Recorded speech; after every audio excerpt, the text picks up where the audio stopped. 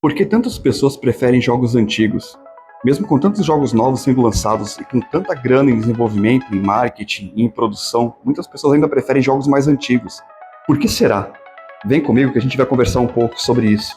Solta a vinheta.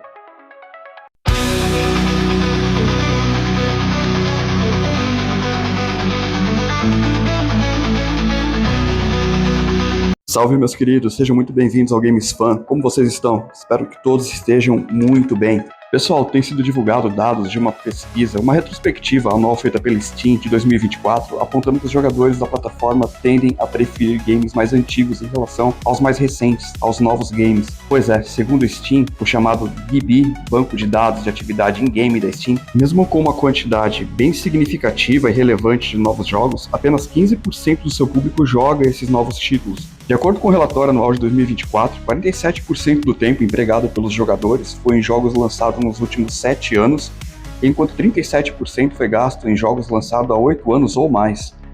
Esses números são baseados em toda a sua vasta biblioteca, que conta atualmente com mais de 200 mil títulos, refletindo décadas de lançamento. Esse levantamento mostra também que jogos como Dota 2, Counter-Strike e PUBG, presentes há tantos anos, permanecem liderando e encabeçando a lista dos jogos mais jogados e mais competitivos até hoje. Toda essa longevidade e o frequente investimento dos jogadores, tanto em tempo quanto em dinheiro, alavancam a popularidade, além de fortalecerem bastante o cenário competitivo. Vale destacar também que os jogos por serviço, que oferecem frequentes atualizações, tornam-se determinantes para essa preferência. De um lado, temos jogos de serviço como Marvel Rivals e Path of Exile 2, que constituem um espaço cada vez maior. De outro, temos exemplos como X-Defiant e Skull and Bones, que permaneceram muito abaixo do esperado, caindo drasticamente no limbo e no esquecimento. Conclusão, apenas 8% dos players dedicam seu tempo em novos jogos, e os últimos 8% em jogatinas mais diversificadas. E se acompanharmos um cenário de consoles, isso não é tão diferente assim. Desde que eu me deparei com essa pesquisa, fiquei tentado em fazer um vídeo sobre o assunto. Afinal, essa sensação de desinteresse por jogos mais novos muitas vezes nos enviam involuntariamente a games mais antigos, especialmente aos que nos marcaram nossa vida de alguma forma. Então, eu decidi separar essa condição, ou esse fenômeno, se é que podemos chamar assim, em tópicos para podermos juntos tentar identificar os motivos de nós, muitas vezes, trafegarmos frequentemente por esse túnel do tempo. E eu tenho notado que no YouTube alguns vídeos são um pouco mais superficiais, limitam-se a 1 ou 2 motivos sobre isso. E eu acabei devaneando um pouco aqui e percebi que há também outros fatores que levam nós, jogadores, a preferirmos alguns jogos um pouco mais antigos. Então vou compartilhar aqui com vocês de acordo com a minha percepção. E com isso, fazer com que vocês também consigam pensar bastante a respeito, ter a percepção de vocês, pensarem por si próprios. Então isso é muito importante, né? Não se basear apenas por vídeos daqueles youtubers, mas também desenvolver a sua própria linha de raciocínio. Isso é fundamental hoje em dia, até mesmo para crescimento do nosso nicho, para termos opiniões mais diversas, para termos opiniões realmente que vão além daquilo que a gente vê hoje em dia, que hoje em dia tem muito mais do mesmo no YouTube. Então convido vocês a participarem aqui comigo, a desenvolverem a linha de raciocínio de vocês, e a gente ter uma discussão saudável sobre esse tema, beleza? O primeiro tópico que eu listei é o mais básico de todos, eu acredito que é o primeiro que nós pensamos aqui quando a gente fala disso. O preço cobrado pelos jogos recentemente é, na maioria das vezes, o que mais nos assusta. Afinal, não é sempre que podemos pagar entre 300 e 350 reais em um jogo. E em muitos casos, esse é apenas o preço pela versão standard, ou mais básica. O que mais vemos hoje em dia são variações de edições. Então temos lá a edição standard, deluxe, Complete Edition, Ultimate Edition, Definitive Edition, que simplesmente escalam o preço, podendo ultrapassar os 700 reais em um jogo. Ou seja, as empresas lançam versões capadas para nos induzir a adquirir conteúdos mais completos que, na verdade, já fazem parte do jogo, estão apenas bloqueados nele. Sim, nós sabemos que, com o passar dos anos, especialmente a cada nova geração, as produções dos jogos se tornam cada vez mais caras. Afinal, contam com poderosas engines que possibilitam um constante avanço gráfico e também mega produções em ambientações, músicas, trilhas sonoras, efeitos sonoros, elencos, tanto em atuação quanto motion capture, que é a captura de movimento, e também dublagem. E é óbvio que isso impactou diretamente o consumidor final. Se consultarmos rapidamente a linha do tempo, veremos que entre a metade da década de 80 e a metade da década de 90, jogos super populares na época, como Full Throttle, Frogger e Dragon's Lair, custaram modestos $1,5 a $2 milhões. E somando os custos de marketing, que foram um pouco mais massivos na época, alcançaram no máximo 10 milhões. Ainda no início da década de 90, os games começaram a ter uma maior complexidade e, consequentemente, atrair maiores faixas etárias e público muito maiores. O fenômeno Mortal Kombat 2, por exemplo, custou os mesmos 10 milhões, porém com um investimento extra um pouco maior em marketing. Já se avançarmos a mais alguns anos, temos no final da década de 90 o aclamado Shenmue, que teve entre desenvolvimento e marketing um orçamento de aproximadamente 72 milhões de dólares. E se avançarmos um pouco mais ainda e chegarmos em meados de 2010 a 2015, observamos que os AAAs ficaram na casa dos 150 milhões, chegando em média a até 200 milhões, isso uma média. E por fim, estamos em uma época em que o desenvolvimento de um jogo pode ultrapassar facilmente os 400 milhões. Portanto, quanto mais cara a produção, mais alto será o valor de venda do game. Quem paga com isso, claro, o consumidor final. Em contrapartida, jogos mais antigos, além de mais baratos, muitas vezes já foram adquiridos pelos jogadores e já estão em suas bibliotecas. Ou até mesmo já encontram-se disponíveis em planos de assinatura, como o Game Pass ou a PS Plus. O segundo motivo que a gente consegue observar em nós mesmos são os primeiros sinais de desinteresse por um novo jogo. Inicialmente, assim que nos deparamos com um game que acabou de ser lançado ou que ainda seja recente, não sentimos quase nenhum ou literalmente nenhum interesse em jogar, ou sequer conhecer um pouco mais sobre ele. É como se fosse uma pré-decepção imediata. E o mais curioso disso tudo é que, nesse aspecto, não se trata de indisposição ou desinteresse em jogar videogame, de uma forma geral, mas sim desinteresse com aquele jogo especificamente.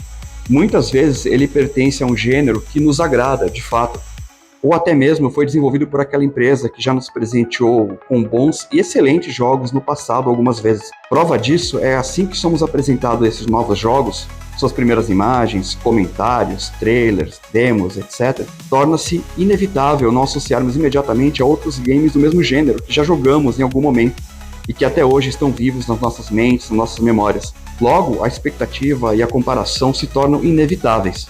Para citar alguns exemplos, aqui eu vou dar claramente a minha opinião, de acordo com as minhas próprias experiências, e gostaria inclusive muito de saber as suas opiniões e experiências também, deixem nos comentários. Eu considero The Witcher 3 um excelente RPG de ação, embora não esteja no meu top 5 de jogos da minha vida. Com certeza foi um jogo que me marcou muito. Aliás, não só a mim, mas a milhões de outros jogadores, sendo considerado inclusive, por grande parte deles, o melhor game de RPG de todos os tempos. No entanto, quando foi lançado Dragon Age The Veilguard, eu não tive o menor hype, especialmente ao saber das pautas políticas para agradar essa agenda que já conhecemos bem. Mas ainda assim, achei muito importante dar uma chance e jogar, e dessa forma ter propriedade para dizer algo sobre o jogo. Afinal, já aconteceu de eu ter uma prévia impressão de um determinado jogo, mas ao jogá-lo mudei completamente a minha visão, a minha opinião. E não há nada de errado em mudar de opinião e passar a reconhecer méritos e valores onde antes não enxergávamos.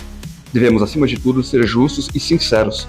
Então, após jogar The Dragon Age The Veilguard heroicamente por 8 árduas horas, realmente não me prendeu e acabei desistindo. E nem foi pela minha impressão inicial, tampouco pelos muitos comentários negativos ou por questões políticas, nada disso. Joguei de fato com a mente o mais aberta possível. O fato é que achei o game fraco em diversos aspectos, gráficos ultrapassados, pouco trabalhados, diálogos terríveis, personagens esquecíveis, gameplay pobre, enredo bobo, e não apenas bobo e mal contado e muito infantilizado. Enfim, ruim mesmo, genérico. Mas aonde eu quero chegar com tudo isso? Enquanto eu criava e alimentava expectativas em The Dragon Age The Veilguard, ao menos me impressionar como The Witcher 3 o fez, não, muito pelo contrário. Ao dropar o game, senti vontade de rejogar justamente a obra-prima da CD Projekt Red novamente. E isso ocorre com muitos outros gêneros. Um outro exemplo que podemos citar, dessa vez em um game por serviço, é Fortnite. Não que seja do meu gosto, não é o meu tipo de jogo definitivamente. Trata-se de um game da Epic Games que foi lançado lá em 2017. Ele apresentou originalidade e inovações, principalmente apostando na diversão. Com isso, tornou-se um dos maiores jogos Battle Royale, sendo uma referência. Após seu lançamento, muitas desenvolvedoras tentaram alcançar o seu sucesso, mas a ganância, a falta de capricho, as práticas abusivas e a imposição de ideologias, vocês sabem, né? Agenda woke, lacrações, enfim, levou às suas ruínas. Concord foi um perfeito exemplo disso. Então os jogadores que tanto se divertiram com Fortnite e se frustraram com essas novas IPs retornaram ao seu game predileto. Ou seja, nós sempre estaremos esperando sermos surpreendidos por esses novos jogos, o que aliás alguns o fazem muito bem. e assim consigam também conquistar um espaço em nossas mentes e nossos corações como os jogos mais clássicos. O terceiro fator a falarmos aqui é nostalgia. Esse é um fator que precisamos simplesmente aceitar, admitir, principalmente os jogadores que possuem uma média de 30 anos para mais. Essas gerações, e eu me incluo nisso, afinal sou nascido em 1980, acompanhamos nascimentos de IPs, franquias, com auge da originalidade, tanto em histórias como level designs, personagens, enfim. Mas calma lá, aqui estamos falando apenas de nostalgia. Portanto, nem vou entrar no mérito se esses jogos são bons ou ruins, mas levamos em consideração a memória afetiva que nos traz muito mais recordações do que propriamente atributos desses jogos. É claro que se olharmos com os óculos da nostalgia, iremos seguir muito mais a nossa paixão e o coração do que propriamente o bom senso. Nem há critérios. Aqui é só uma questão bem subjetiva de gosto pessoal mesmo. É claro que com isso pode rolar aquela dosezinha marota de preconceito. Ah, lançou um jogo novo, eu nem conheço ainda, não sei como se trata, vou voltar pro meu game das antigas. Ah, não vou baixar, não vou comprar, não sei como funciona, vou voltar para aquele game que eu já adoro, que eu já curto, vou voltar a jogá-lo, que é diversão garantida. Quem de vocês nunca pensou assim, hã? Garanto, em algum momento já tivemos essa impressão, já retornamos a jogos antigos simplesmente por serem antigos, por gostarmos e ponto final. O quarto tópico que vale a pena ser citado é a originalidade de enredo e level design. Acho que nem preciso dizer que a originalidade é algo fundamental, essencial, primordial a um game, pois representa o alicerce de um bom jogo. Quem não se lembra dos enredos tão inovadores que inspiraram tantos jogos futuros? Alguns exemplos são Super Mario, Zelda, Donkey Kong, Castlevania, Metroid, Metal Gear, Alone in the Dark, Street Fighter, Mortal Kombat, Alex Kidd, Fatal Fury, The King of Fighters, Final Fantasy, Contra, Double Dragon, Streets of Rage, Final Fight, Sonic, Kingdom Hearts, Tomb Raider, Resident Evil, God of War, Halo, Gears of War, Uncharted, Doom, Medal of Honor, COD, Assassin's Creed, Ninja Gaiden, Mega Man, Demon's Souls e Dark Souls, e tantos outros que não mencionei, mas que foram igualmente revolucionários, proporcionando sequências e servindo de inspiração para inúmeros games até hoje, justamente por serem de alguma forma originais, nos contando uma história que, mesmo quando simples, são cativantes e colaboram para uma gameplay muito mais apropriada, que seja convidativa, e sendo um excelente decisor para um bom level design. Infelizmente, muitos dos jogos atuais não possuem boas histórias, reciclam cenários, copiam a ideia das IPs já estabelecidas, mas não se sustentam, pois logo logo notamos que já jogamos algo do gênero, só que muito mais legal, muito mais divertido, nos proporcionando muito mais entusiasmo e motivação em os rejogarmos. Até porque aqueles jogos nos surpreenderam, nos apresentaram algo novo em vários aspectos. Já alguns dos lançamentos atuais são apenas mais do mesmo, sem originalidade, sem motivação, sem carisma, sem ápices. E isso nos leva diretamente ao próximo tópico, que é o carisma dos personagens. Conforme acabamos de observar em todos esses super clássicos, fica praticamente autoexplicativo o quão importantes são os personagens de um jogo. São praticamente o cartão de visita, e isso não apenas em games, mas também em filmes, séries, desenhos, animes, livros, mangás, etc. Em muitos casos, são os personagens que nos convidam e nos levam a uma imersão da trama, por mais simples que ela seja, pois é aí que o seu carisma e personalidade entram em cena. Acabamos muitas vezes abraçando suas motivações e até o seu jeito peculiar de gameplay. E se tem uma coisa que alguns dos jogos mais antigos entregaram, são bons personagens. Sejam eles protagonistas ou NPCs coadjuvantes. Eu poderia listar dezenas e mais dezenas, mas o vídeo duraria mais de 3 horas. Mas só para refrescar um pouco a nossa memória, quem aí nunca ouviu falar de Mario, Luigi, Donkey Kong, Samus Aran, Lara Croft, Ezio Auditore, Connor Kenway, Edward Kenway, Snake, Big Boss, Kratos, Master Chief, Marcus Phoenix, Dominique Santiago, Augustus Cole, Link, Gerald de Rivia, Mega Man, Sonic, Chris Redfield, Jill Valentine, Leon Kennedy, Cloud Strife, Tifa Lockhart, o trio Rash, Pimple e Zitz, CJ, Tommy Versetti, o trio da pesada Franklin, Michael e Trevor, sem contar os muitos personagens icônicos dos games de luta, como Ryu, Ken, Guile, Chun-Li, Blanka, Zangief, Sagat, Cammy, Bison, Vega, Scorpion, Sub-Zero, Liu Kang, Johnny Cage, Sonya, Kitana, Malina, Goro, Shang Tsung, Terry Bogard, Andy Bogard, Joe Higashi, Mai Shiranui, Blue Mary, Kyo Kusanagi, Yori Yagami, Ralph, Clark, Kim. Nossa, definitivamente são zilhões. Em contrapartida, muitos jogos atuais não possuem sequer personagens minimamente carismáticos. Pelo contrário, alguns beiram a apatia e até mesmo a antipatia. E nesses casos, ainda que o game tenha uma proposta interessante e até seja bem construído, a falta de sintonia com os personagens, principalmente os protagonistas, pode colocar tudo isso por água abaixo, pois há uma perda de identidade e, consequentemente, acaba afastando muitos jogadores que voltam a jogar com seus personagens favoritos. Alguns personagens bem chatos e sem carisma dos jogos recentes, na minha modesta opinião, são Eivor, de Assassin's Creed Valhalla. Senhor, inclusive, na minha opinião, o pior Assassin's Creed de todos. Eu ia fazer um vídeo sobre esse Assassin's Creed detonando, mas acho que nem compensa. Mas para mim é o mais esquecível de todos. Frey, de Forspoken. Kate Diaz, de Gears of War 4 e 5. J.D. Phoenix, de Gears of War 4 e 5. Selene Vassos, de Returnal. Dani Rojas, de Far Cry 6. Isso aqui sem comentário também, não vale nem a pena gastar o tempo. Ou seja, com tudo isso, fica fácil entendermos por que personagens mais antigos nos marcaram tanto, o quão originais eles eram, e até mesmo os game designs antigamente, ou de jogos muito específicos, nos marcaram tantos, e hoje em dia falta bastante isso. Esse é um fator que com certeza faz muitos jogadores desistirem ou abrirem mão de jogos mais novos. E aqui a gente pode linkar também com o tópico, que são os jogos mais curtos ou online. É claro que aqui é um pouco mais específico, existem variáveis maiores, mas eu vou dar um parecer de uma forma geral. Muitas pessoas, seja por falta de tempo ou de paciência, também desistem ou sequer se aventuram em jogos recentes, muito por conta de seu escopo ou complexidade. Aqui, neste tópico, eu me refiro às pessoas que abrem mão dos jogos atuais, mas não somente por serem atuais, e sim por terem o perfil que não se enquadra em games mais simples, mais curtos, ou em ambos os casos. Embora jogos longos e complexos não sejam novidade, pois já existem há décadas, houve uma intensificação desse estilo, especialmente na última década.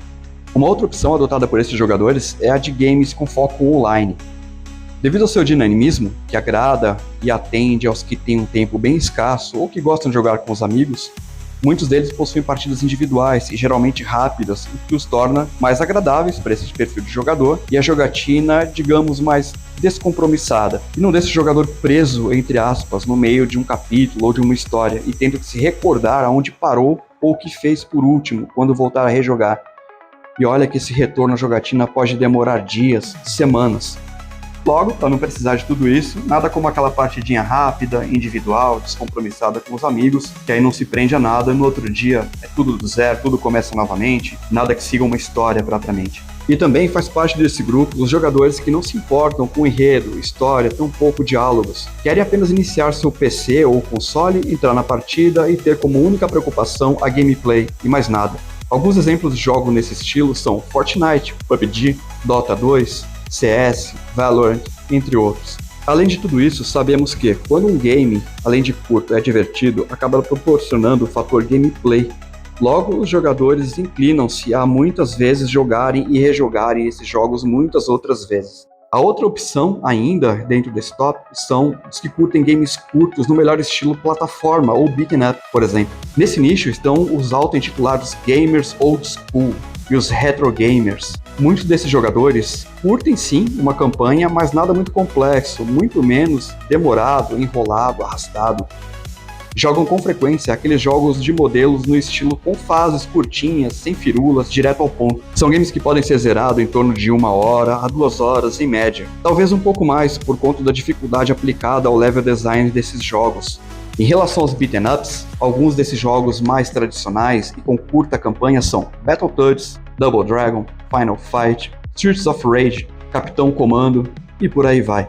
Já sobre os de plataforma, nem todos são tão curtos assim, mas ainda assim não são nem de perto tão extensos ou complexos quanto muitos dos jogos atuais.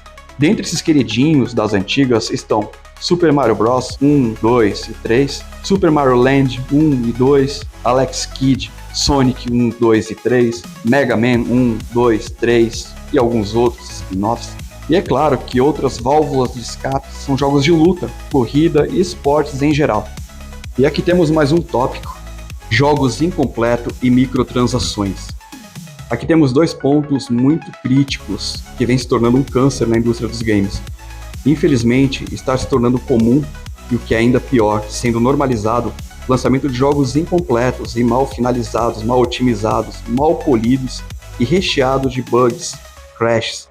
No mundo imediatista e volúvel em que vivemos atualmente, alguns desses desenvolvedores, mesmo tendo grandes orçamentos, acabam não respeitando o prazo ideal para a conclusão de um jogo, e o lançamento acaba saindo antes da estimativa ideal, e obviamente sai cheio de problemas, sendo necessários patches e mais patches de correção. E para piorar, nem sempre soluciona esses problemas. E a essa altura do campeonato, o game já está completamente queimado com o público e a confiança da desenvolvedora ou parte dela já é quebrada. E nós bem sabemos que há também interesses de investidores que sequer já jogaram videogame na vida, mas que exercem uma pressão terrível em cima das produtoras, aguardando o retorno financeiro desejado. Ou seja, acima da qualidade do bom senso, tem que vir sempre o dinheiro em cima, tem que ter retorno, tem que ter lucro, custe o que custar. Mas esse é um tema bem delicado e ficará para um outro vídeo.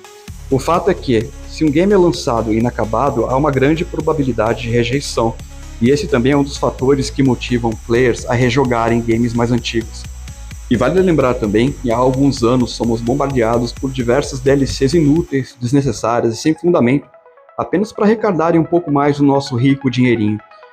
É óbvio que há muitas DLCs excelentes que realmente trazem algo a mais, enriquecendo a nossa experiência, como as dos games da From Software, da CD Projekt Red, da Capcom e até algumas da Ubisoft. E não há como falarmos em tomar dinheiro sem falarmos das inescrupulosas microtransações que têm infectado tantos jogos. É uma prática, no mínimo, desrespeitosa, principalmente em jogos com preço cheio. Quando as microtransações são aplicadas em games gratuitos, que são os free-to-play, ainda é aceitável, entre muitas aspas. Mas em game full price, pelos preços absurdos que já pagamos, sem comentários, não tem nem o que dizer sobre isso. É um tapa na cara. Se retornarmos aos jogos mais antigos, além de serem lançados completos, tinham um preço único, era pagar e jogar e desfrutar de todo o seu conteúdo, todo o conteúdo completo, sem nada bloqueado. O máximo que tínhamos era algum personagem, algum estágio, até alguma skin, mas que era desbloqueada unicamente jogando pela própria gameplay, sem incluir dinheiro vivo nisso. Temos aqui mais um outro tópico, que é a preferência por jogos já conhecidos. Por último, mas não menos importante, é o motivo mais básico e simples que faz com que tantos jogadores abram mão de jogos recém-lançados e permaneçam nos mais antigos, que é simplesmente o apego aos jogos que já jogaram e que de alguma forma lhe proporcionaram experiências significativas, inesquecíveis, consequentemente por serem games já jogados, muitos inclusive zerados mais de uma vez ou até platinados ou miletados. O jogador já sabe que a jogatina é certeira e a diversão é garantida, e não uma aposta como seria em um novo game. Fala a verdade, quantos de nós já não fizemos isso? Para que apostar em um jogo que a gente não conhece bem, correr o risco de passar estresse, passar raiva, depois excluir o jogo, trocar por algum outro que também não conhecemos muito bem e piorar a situação? Às vezes o tempo é curto, às vezes nem temos grana para comprar um novo jogo e gastamos com ele para passar decepção, e até mesmo pelo gosto mesmo. Já tem jogos que nós consideramos que são tão bons, que nós gostamos tanto de jogar e que merecem ser rejogados novamente também. Esses são alguns dos motivos que eu consegui enxergar nesse atual cenário. Mas eu gostaria muito de saber a opinião de vocês também. Deixem aí nos comentários se vocês concordam ou discordam dos motivos que eu relacionei aqui. E também, se encontraram algum outro motivo que eu não consegui encontrar e não lembrei de comentar, comentem aí também.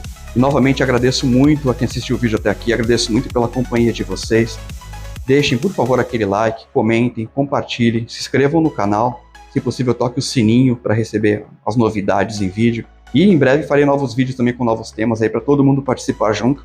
E uma dica que eu queria dar para vocês também, se vocês gostam muito do tema de games ou de qualquer outro tema, se tiverem algum tempo, minimamente, que for possível, façam um canal, debatam na internet, comentem, conversem, façam amizades sobre aquele tema que você gosta. Vale muito a pena.